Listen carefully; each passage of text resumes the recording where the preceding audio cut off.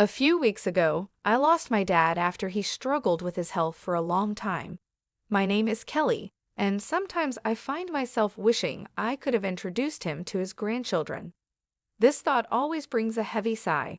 5 years ago, when I was 37, I got married. On that happy day, my dad and I made a special promise I would be the first to tell him if I was expecting. Sadly, that's a promise I will never be able to keep, and it's the biggest regret I have about my dad. His illness was discovered a year ago, and since then, I did everything I could to be there for him. I visited our childhood home more often, spent many hours at the hospital with my mom, and made sure to call or video chat even more. Despite all of this, I sometimes wonder if it was enough. I'd often think to myself, could I have done more?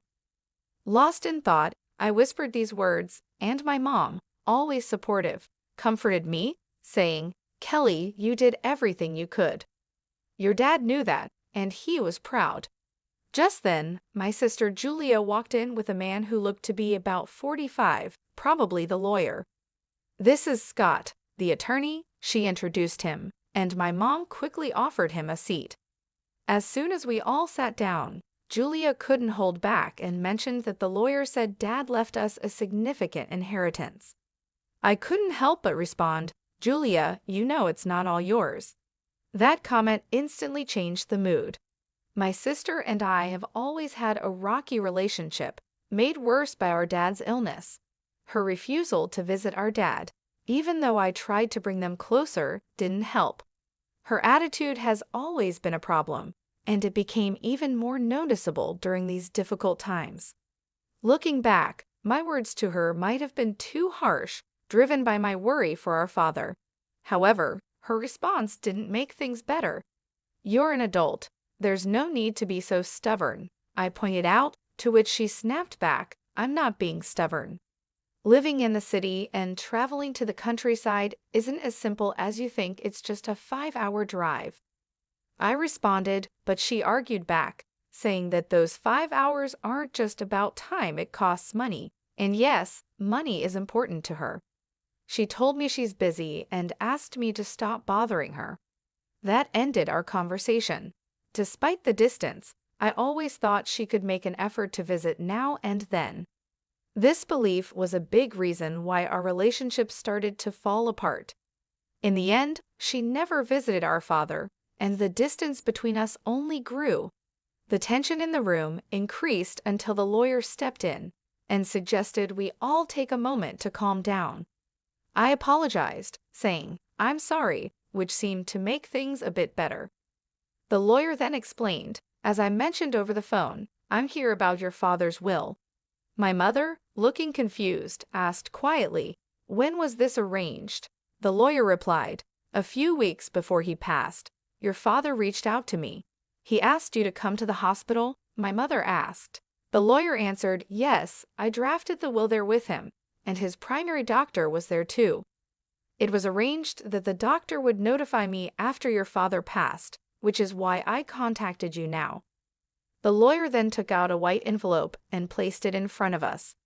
Recognizing my father's handwriting on the envelope, I whispered, "That's definitely Dad's handwriting." Julia, visibly impatient, demanded, "Just get on with it." "What does it say? You know I'm busy." The lawyer, with a slight smile, opened the envelope. Inside, there was a single piece of paper outlining the inheritance, the house, some land, some savings, and a storage shed. We knew about the house and the land, but the mention of a storage shed was new to me. My sister, frustrated, turned to the lawyer and asked, "Wait, what about the farm?" The lawyer echoed, a bit surprised, "Yes, the farm." I explained, our father used to work on it as a hobby. He had run a successful business in a nearby town, but decided to slow down after turning 55, thinking about closing the company to spend more time on his hobbies, including the farm. This new mention of the farm added another layer to our father's legacy and what he left behind during my high school years. I remember saying that I wanted to take life a bit slower. My sister, who was in college at the time, didn't agree with this more relaxed approach. But both my mom and I, worried about my dad's health, supported the idea. "Don't worry about money, Julia. We've got plenty of savings," my dad reassured her. Though hesitant, she eventually agreed. After that conversation, my dad did wind down his business and started farming close to our home. "There's something fulfilling about working with the land," he would say, his face lighting up with joy. Seeing how happy he was made me feel that we made the right choice, though Julia seemed less convinced. Despite promising to come back home after graduation, Julia chose to build her career near her university and eventually married the CEO of an IT firm she met through her job. That's how things were when my father took up farming until his health started to decline. Julia insisted that the farm be included in the inheritance. At her insistence, the lawyer checked the documents and found that the farm was actually leased land. I had mistakenly thought we owned a large piece of land. Julia seemed disappointed by this discovery, but knowing little about farming ourselves, I felt it might be for the best. The discussion then turned to how the inheritance would be divided. "The house and the surrounding land will go to the wife," the lawyer said. Julia smirked, probably thinking about how the remaining assets would be split. "The rest, including the savings and the storage shed, should be divided between you three," the lawyer suggested. "Savings? That means cash, right?" "I'll take that," Julia said, focusing on the money. "The total savings amount to approximately $300,000, and this sum is not subject to inheritance tax," the lawyer informed us. "I want the $300,000 in cash," Julia declared, feeling like she had won. But this didn't sit well with me, and I spoke up. "Hold on, I don't agree. Why should you get all the cash?" I protested. "Because I'm the eldest," she argued, as if that settled it. "Fine, you can have the storage shed. What's that even worth anyway?" she added dismissively, turning back to the lawyer for more details. "It's the shed next to the farm. Whoever inherits it will own the structure, the land it's on, and anything inside it," the lawyer explained. Suddenly, Julia's attitude changed when she heard there was additional land. It struck me as odd that, even though she was married to a successful CEO, her desire for more seemed never-ending. As the lawyer explained more about the storage shed, he mentioned it came with a small piece of land, about 90 square feet, roughly the size of a small bedroom. He then laid out some photos of the shed for us to see, showing both the outside and inside. The shed looked quite run down from the outside, and inside it only had simple gardening tools like hoses, scissors, and shovels, nothing that seemed particularly valuable. My sister made a face of disgust when she saw the photos. "I don't want this," she said, looking closely at the images. They really just showed everyday items, more valuable for their memories than for money. "Fine, you take the cash. I want nothing to do with that old shed," she said, clearly wanting to distance herself from what she saw as a worthless inheritance. "Hold on, that seems unfair," I protested, realizing how uneven the division was. My sister quickly agreed to take the cash, knowing it was the more valuable option, leaving me with what she saw as worthless. Her insistence made me feel trapped, especially when my mother said, "As long as Julia doesn't complain later, I see no problem with this arrangement." Complain? Why would I? Julia quickly agreed, satisfied with getting the cash, leaving me with the shed. I couldn't hide my disappointment, but before I could argue more, Julia dismissed my concerns, accusing me of being too sentimental. "You care more about our father than money, right?" she challenged, leaving me momentarily speechless. It's true that family should be valued over money, but her quick decision left me feeling unsettled.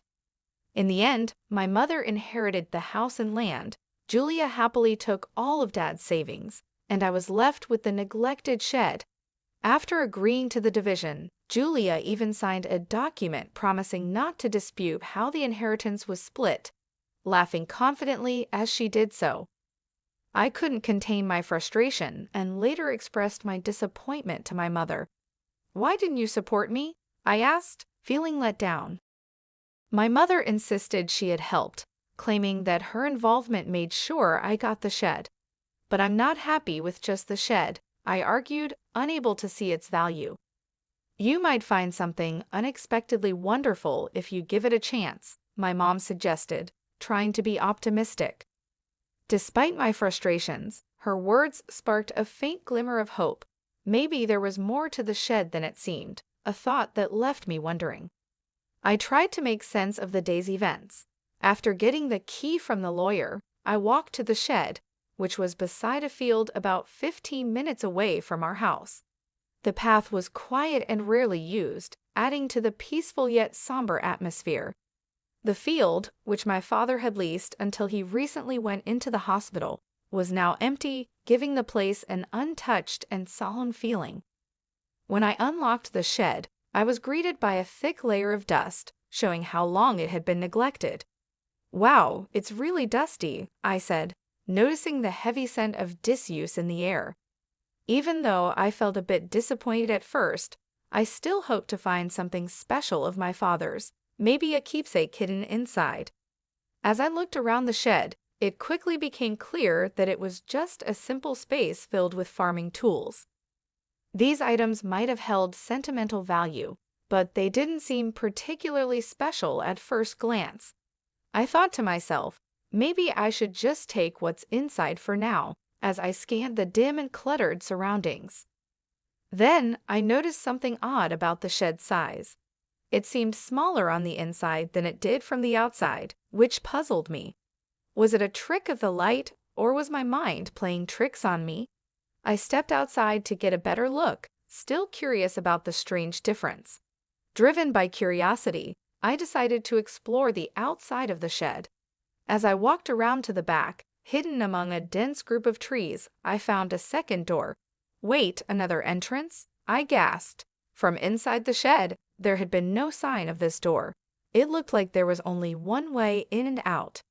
This discovery hinted at a hidden space, only accessible from this secret back door. A surge of excitement rushed through me. Could this be one of Dad's secrets? He loved surprising us, always finding joy in the unexpected, like the surprises he planned for my birthdays. The memories brought tears to my eyes as I re-entered the shed, determined to find the key to this hidden door. After a thorough search, I was ready to discover what lay beyond it. I found 4 keys cleverly hidden inside the handle of a shovel. Excited, I rushed to the back door and tried one of the keys. With a satisfying click, the door swung open. Inside this small, hidden space stood a large safe, alone and imposing. Is this from Dad's company? I wondered aloud, as a flood of questions filled my mind. What secrets did it hold? Was this my father's way of leaving a final piece of himself behind? The discovery hinted at parts of my father's life that I had yet to uncover, like a personal treasure hunt he had left for me to explore. I immediately recognized the safe as the one that used to sit in the corner of my father's office, a familiar sight from my childhood. Seeing it brought a wave of nostalgia over me.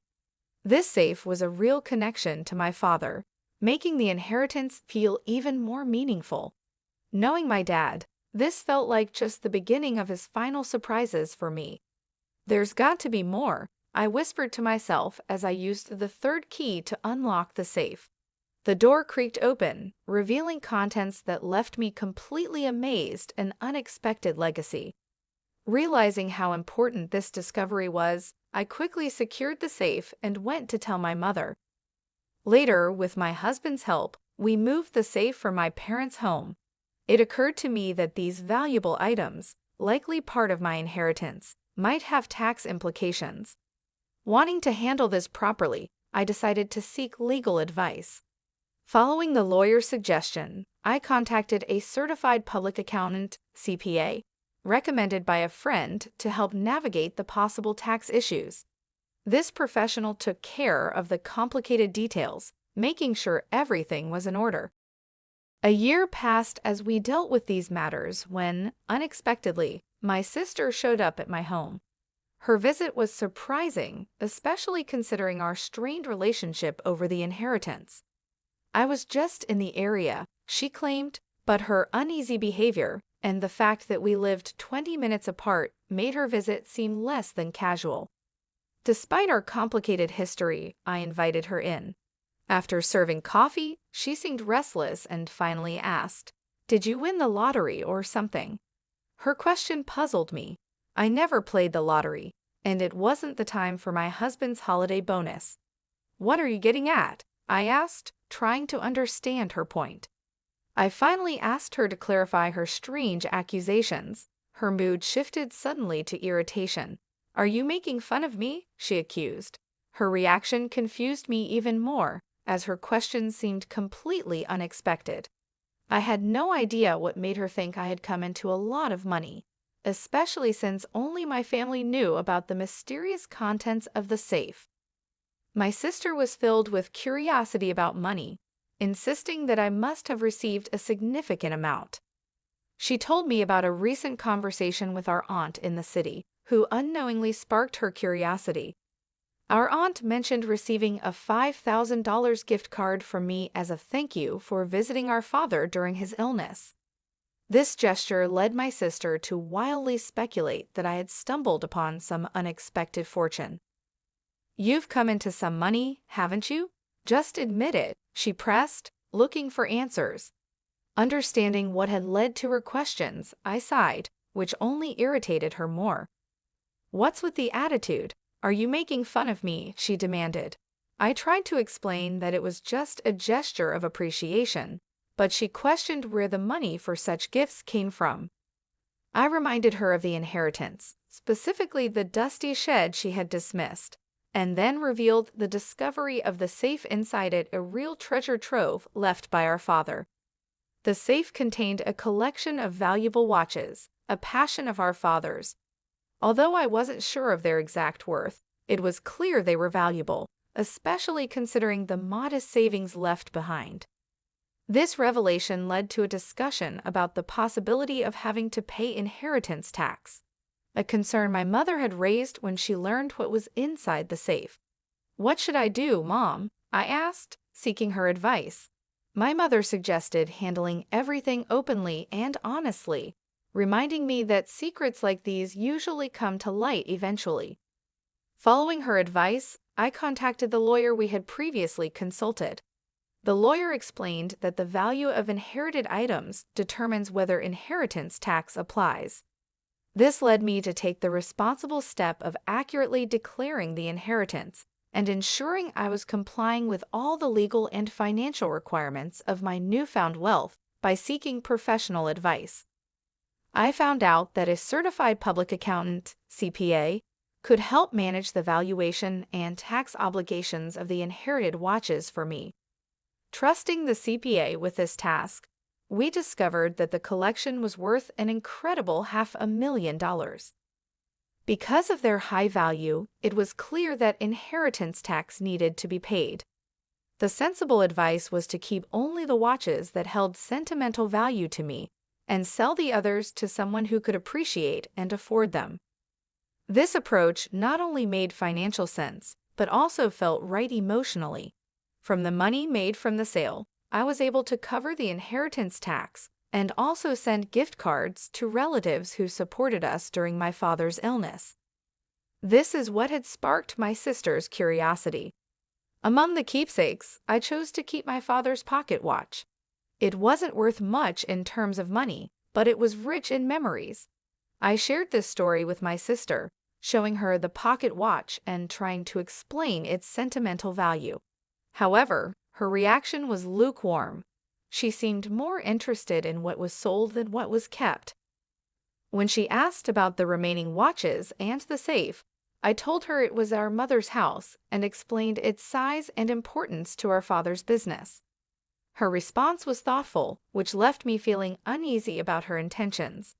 However, she left without asking any more questions, much to my relief, though I couldn't shake off an unsettling sense of worry. My fears were somewhat confirmed that very night when I received a distressing call from my mother, urging my husband and me to come to her house quickly. As we approached, the scene was alarming: red lights flashing in the darkness, police cars stationed outside. Pushing through the gathering crowd, I found my mother and learned what had happened. She'd been getting ready for bed when she heard strange noises that startled her. It sounded like someone was frantically searching through the house. With no one else home to help, my mother made a quick decision to escape through a window, driven by fear and desperation. Her description of the situation was unnerving, painting a picture of a night filled with panic and uncertainty.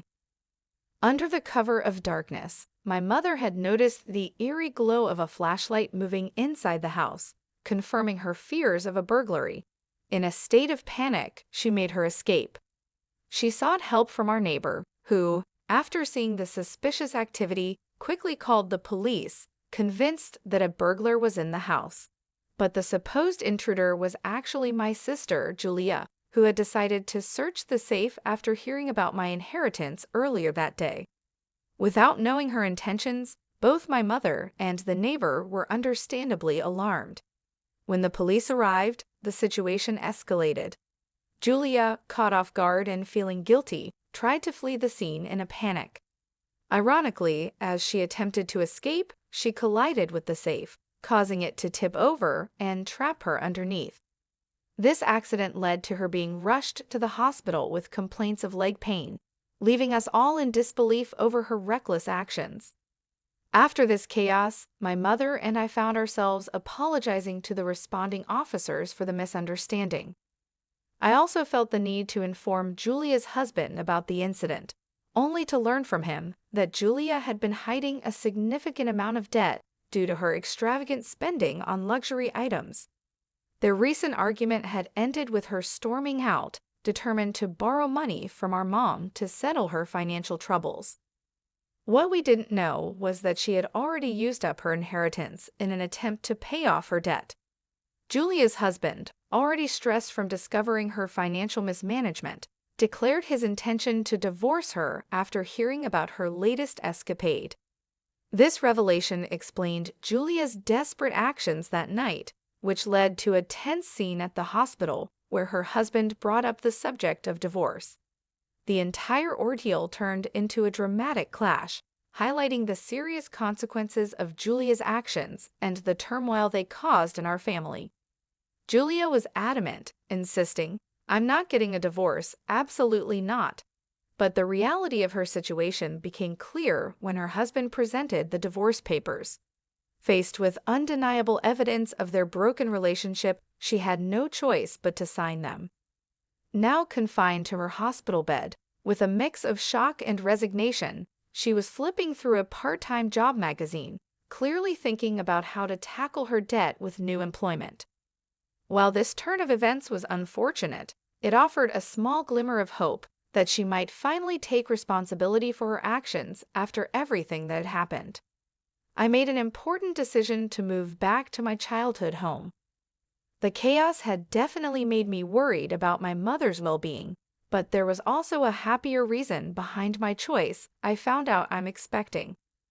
After a lot of discussion, my husband and I agreed that moving back would be the best decision. This way, we can have my mother's support as our family grows. Even though I regret that my father couldn't be part of this joyful news, I find comfort in believing he would have shared in our happiness. As I step into this new chapter, the excitement of welcoming a healthy child fills me with peace and hope for the future, despite the recent family troubles.